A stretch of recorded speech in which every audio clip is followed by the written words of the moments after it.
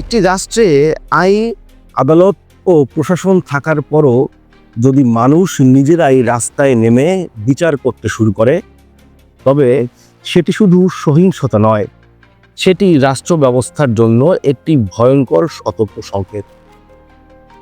সাম্প্রতিক সময়ে বাংলাদেশে যেভাবে মব ভায়োলেন্স বা জনতা ভিত্তিক সহিংসতা বাড়ছে, তাতে প্রশ্ন উঠছে, রাষ্ট্র কি তার নিয়ন্ত্রণ হারাচ্ছে নাকি ইচ্ছাকৃতভাবে নীরব থাকছে?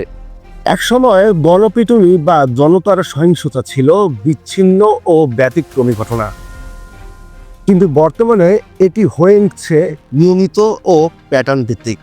গত এক মাসেই আমরা দেখেছি ধর্ম অবমাননার অভিযোগ তুলে একজন শ্রমিককে পিটিয়ে ও পুড়িয়ে হত্যা, রাজনৈতিক বিরোধের জেরে বাড়িঘরে আগুন, শিশুর মৃত্যু, রাজনৈতিক কর্মীর মৃত্যু ঘিরে সহিংস মিছিল ও ভাঙচুর, সংবাদপত্র অফিসে অগ্নিসংযোগ ও হামলা। এই ঘটনাগুলো আলাদা মনে হলেও ভিতরে সুতোটা কিন্তু এক।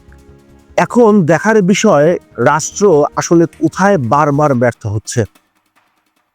যখন কোনো অভিযোগ উঠলেই মানুষ পুলিশে না গিয়ে রাস্তায় বিচার শুরু করে, তখনই বোঝা যায় মানুষ বিচার পাবে এই বিশ্বাস হারাচ্ছে। মামলা, তদন্ত, আদালত এই প্রক্রিয়াগুলোতে অকার্যকর মনে করছে। আইনের শাসন শুধু বাইরে থাকলেই হয় না, সেটাকে দৃশ্যমান বা কার্যকর করতে হয়। অনেক ক্ষেত্রেই দেখা যায় অপরাধ হলেও বিচার হয় না, তদন্ত ঝুলে থাকে, প্রভাবশালীরা ছাড় পেয়ে চলে যায়।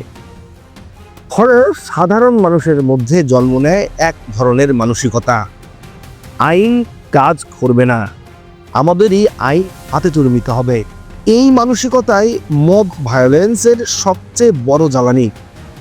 বাংলাদেশের মব ভায়োলেন্সের একটি বড় অংশে দেখা যাচ্ছে ধর্মীয় অনুভূতিতে ব্যবহার, যাচাই ছাড়া অভিযোগ, ফেসবুক পোস্ট এবং হোয়াটসঅ্যাপে গুজব ছড়ানো, রাজনৈতিক উদ্দেশ্য প্রণোদিত উস্কানি। একটি অভিযোগ সত্য না মিথ্যা তা যাচাইয়ের আগেই জনতা রাস্তায় নেমে পড়ছে। এখানে এই প্রশ্ন আসে, রাষ্ট্র কেন এই গুজব ও উস্কানির জায়গায় আগেই হস্তক্ষেপ করছে না? আইন শৃঙ্খলা বাহিনীর ভূমিকা, সক্ষমতা নাকি ইচ্ছা? অনেক ঘটনায় দেখা গেছে পুলিশ উপস্থিত ছিল কিন্তু জনতাকে থামাতে পারেনি, কখনো নীরব থেকেছে, কখনো পরিস্থিতি হাতের বাইরে চলে গেছে। এতে জনগণের মনে প্রশ্ন তৈরি হয়, আইন শৃঙ্খলা বাহিনী কি সত্যিই দুর্বল নাকি রাজনৈতিক চাপের কারণে নিষ্ক্রিয়? রাষ্ট্র যদি শক্ত অবস্থান না নেয়, তাহলে জনতা আরও সাহসী হবে, এটাই স্বাভাবিক।